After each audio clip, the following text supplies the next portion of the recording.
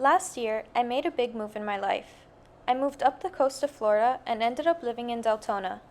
Taking advantage of my setting, I decided to look around for opportunities to help out my community since I was bound to find something relating to sea life.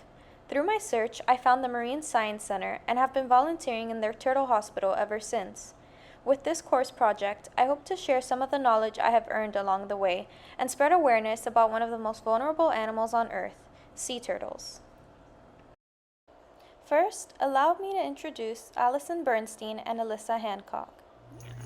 My name is Allie Bernstein. I'm the manager of turtle rehabilitation at the Marine Science Center. I've been here 11 years, and my journey getting here, I have my bachelor's in environmental studies from Slippery Rock University, and then I went back for my vet tech certificate.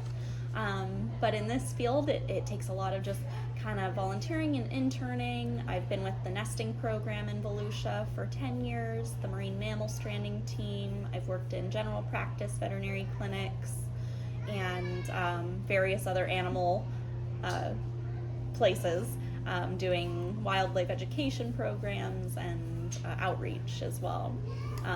I started here as an intern in '09 and just worked my way up.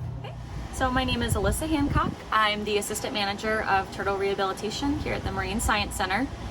So I started with a marine biology degree when I was in college. I used to volunteer actually at a different turtle hospital, so I was there for about 4 years volunteering. And then after that, I got an internship at Disney. So I did aquaculture, and I worked with gators. It was really cool. After I did that, I did some nesting work with nesting sea turtles on the beach. And then from there, I went to SeaWorld. I worked at SeaWorld for about 7 years. So I did sea turtle rehabilitation. I worked with sharks. I worked with rays, all kinds of cool animals. And from SeaWorld, I came here. And there I am. The Marine Science Center opened in 2002 and has since played an important role in rescuing, rehabilitating, and releasing many species of sea turtles and seabirds, many of which are endangered. The MSC also functions as an environmental learning center that focuses its mission and vision on the education and conservation of Volusia County's fragile marine and terrestrial ecosystems. Combining the rehabilitation hospitals with an exhibit gallery and educational programs allows the MSC to teach its visitors about living in harmony with our environment and how each one of us can help conserve our resources through environmental stewardship. The Marine Science Center opened in 2002, and we are primary mitigation for the Habitat Conservation Plan in Volusia County. So we help with the environmental impacts of beach driving. So we were set up to help mitigate some of that, as well as some other things such as beach, the lighting ordinance and the conservation zone poles along the beach, bird surveys, stuff like that. So we are a sea turtle and shorebird facility as well as an education center. One of the main missions of the Marine Science Center is sea turtle rehabilitation. Some common threats to sea turtles include becoming entangled or being caught in fishing gear, boat strikes, ingestion of foreign objects such as plastic bags and balloons, and weather that causes sudden water temperature changes. The MSC Turtle Rehabilitation Area also cares for and treats other injured native non-pet reptiles. Thousands of freshwater turtles, tortoises, box turtles, and even snakes have been treated. These animals are often found struck by vehicles, injured by lawnmowers, or attacked by dogs or other predators. Guests of the Marine Science Center can overlook 8 turtle hospital pools from the turtle terrace in front of the main facility. These pools house sick and injured sea turtles, hatchlings, and washbacks, which are recently hatched baby sea turtles that are washed back to shore by rough seas, under rehabilitation. The recovering hatchlings, washbacks, and sea turtles will be returned to their natural habitat upon full recovery. So we primarily get our biggest influx of sea turtle intakes January through April, and that's because the turtles that have been chronically debilitated, sick or injured for weeks to months at this point are now so debilitated or stressed that the extra rough surf and the colder ocean temps at this time of year are an extra stressor, and then they go ahead and strand. So we typically see primarily underweight turtles, lethargic, hypoglycemic, low protein turtles, covered in epibiota, so things like barnacles and algae. However, we also see boat impacts, we see entanglements, we see debris, so ocean debris, plastics and things, but those are our primaries. Yeah, so basically what we do is we take in any injured sea turtles or gopher tortoises, box turtles, freshwater turtles. For the sea turtles, the majority of the issues that we get is just they're kind of lethargic, so usually they have infections, and then cold weather hits and it just gets worse. It's kind of the straw that broke the camel's back. So they usually come into us, they're usually full of gas, feces, so we start them on antibiotics, some fluids, and it usually can resolve, and they can typically be released in about 3 to 4 months. Rare cases, sometimes we'll get boat hits, entanglement issues. Those guys will usually be with us for about anywhere from 8 months to a year and a half. So it just kind of depends case to case. With our gopher tortoises and box turtles, the main issue we get is they get hit by cars. So they're crossing the road to get different food sources or to find a new burrow or a new pond to live in, and they will get hit by cars, so we usually end up having to wire them together. They're usually with us a little longer, so about a year, maybe 6 months to a year. Kemp's Ridleys are the most critically endangered species of sea turtles. According to NOAA Fisheries, bycatch in commercial and recreational fishing gear continues to be the biggest threat facing Kemp's Ridley sea turtles. A primary threat to sea turtles is their unintended capture in fishing gear, which can result in drowning or cause injuries that lead to death, for example, swallowing hooks or flipper entanglement. Almost the entire Kemp's Ridley sea turtle population nests on the beaches of the western Gulf of Mexico. The arribada nesting behavior concentrates females and nests at the same time in the same place, enabling the taking of an extraordinary number of eggs for human consumption.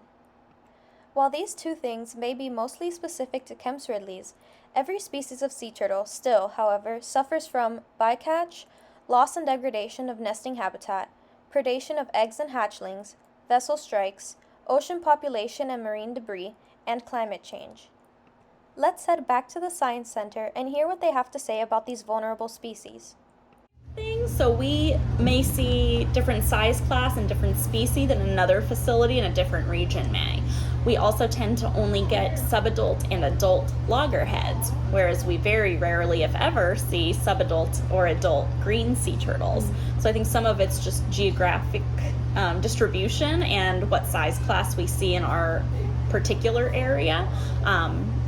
We do know that there are certain species that are more vulnerable, such as the Kemp's Ridley. They are the smallest and most endangered of the sea turtle species. They top out around 100 pounds compared to a leatherback, who can go well over 1,000 pounds. So just size-wise, there's more things that can, predator-wise or even food source, some prefer one thing that may be more limited than another. So regionally they vary, but that's just typically what we see in this area. Also, the hawksbills are more vulnerable because of their shells. They have imbricated scutes, like overlapping shingles, and they're gorgeous. They're beautiful. So globally they're still used for food as well as making goods because of those. They're sought after for their beautiful shells. Certain Kemp's Ridleys, they do what's called arribadas, where they do the mass nesting in more southern countries. So in that instance, a lot of times when they do the arribadas, people go right after them because they nest during the day, and they'll take all their eggs and sell them, eat them, things like that. So that could be partial factor. So the Kemp's Ridleys do stay a lot smaller. So max size for a Kemp's Ridley is maybe 150 pounds, whereas your loggerheads, your greens are going to be 350 to 450 pounds. So if they get hit by a boat or something like that, they might have a little more girth to kind of shield themselves from stuff like that. It is a fact that almost every species of animal on this earth is considered a keystone species in their ecosystems. These sea turtles are no different and provide a plethora of benefits to the environment they inhabit. So what can we do as everyday people to help these turtles? I think of a few different things. The first is share what you know with others. Family, friends, neighbors, get them interested and excited about what you're interested and excited about. The other is to be an informed citizen, get involved in potentially policy or, how you can help. So coming to facilities and saying, hey, what can I do? I'm here on vacation. And some things as easy as filling in the holes made on the beach, when you're making a sandcastle or burying your friend. Filling those holes in before you leave, especially during nesting season where hatchlings or nesting females could be impacted by that, or knowing the rules and ordinances during nesting season about turning your lights off oceanfront, picking up debris on the beach, being informed about if you are a fisher person or an outdoors person and just where to discard your line and your hooks, and having the phone numbers, kind of doing a little ahead of time before you're in a predicament of, I found this animal, what do I do? So to have the numbers of who to contact and what to do if you're in a predicament where you find an animal in distress. So those are some of the things that people can always do just on a daily. Visit centers and support centers that are like us, and also get involved. Volunteer, talk to your family and friends, share the information. You can always watch webinars and updates on social media and just always learning more. So those are just some of the really easy and kind of fun things that you can do to get involved. So my biggest thing is reducing your plastic use. If you can cut it out completely, that's even better.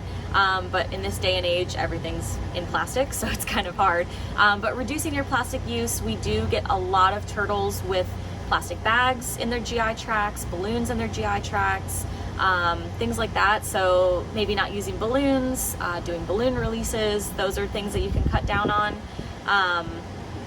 I would also say just limiting like water use, that's a big thing, just kind of limiting that. I use reusable bags when I go grocery shopping, that way you're not using single-use plastic bags, and that way you have them kind of forever. Using reusable water bottles, so that way if you get like a Brita filter, instead of using single-use water bottles, it's a little bit better as well. And a big thing we find on our beaches is cigarettes. So if you're a cigarette smoker, just at least disposing of them properly and not just flicking them on the ground. So, there it is. There are so many simple things that can be done by anyone to give these animals a better shot at survival. If you find an injured animal, contact your local rescues or science centers, and be sure to have these numbers on hand if you're an avid fisher or outdoors person. If you are located in Florida, please call the Florida Fish and Wildlife Conservation Commission hotline at 888-404-3922 if you find any injured native animal. If you are interested in visiting or taking a trip out to the Marine Science Center, you can find everything you need to know on their website at marinesciencecenter.com. Make sure to check out their education programs as well and take advantage of all they have to offer if you're coming from out of state.